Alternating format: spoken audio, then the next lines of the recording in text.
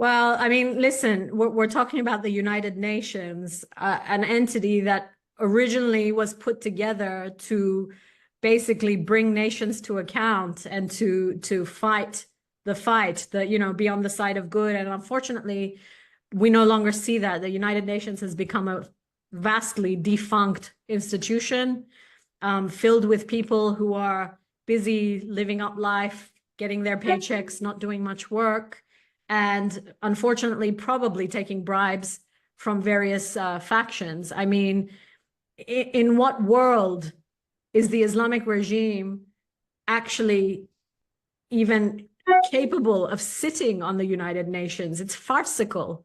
It's like saying, okay, Hitler, why don't you sit on the United Nations and tell us what you think? I mean, it's ridiculous. So obviously, I think the United Nations is not fit for purpose. I think there are certain people, such as like Donald Trump, who understand this point and actually want to defund, because a lot of the funding does come from nations like the United States, because it's not serving humanity anymore. It's just serving some corrupt politicians. So unfortunately, how do you fight it? Well, it's going to have to be through the election of people like Donald Trump and others like him, in order to make change in that respect.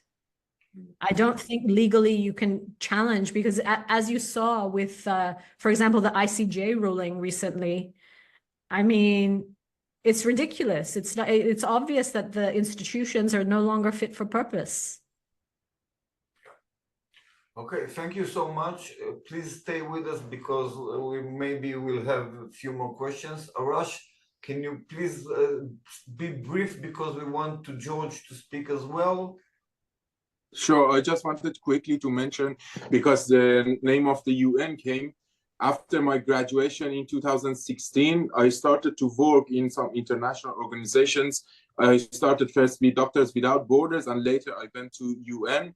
I have worked 1 year in UNHCR, and we had also educations in UN. We had access to educational platforms. So when in the refugee camps, I was implementing the UN rules, when we had educations that if you see terrorist activities or people who are pro-terrorist organizations, or sexual violence or sexual harassments of underage girls, or even woman protection, if you see the man hit the woman and they are even afraid to talk, you should report it. So we protect that woman. When I was reporting these things, my higher officers, which were or Arabs or pro-Islamists or the left, not only they wouldn't send my reports to Brussels or Paris or New York, but they would write bad reports for me, that I am like this and that.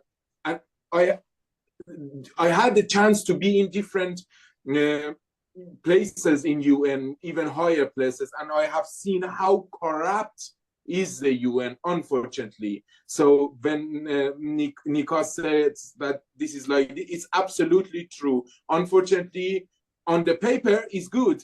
They are beautiful rules, but in reality and implementation, it's very corrupt, and unfortunately very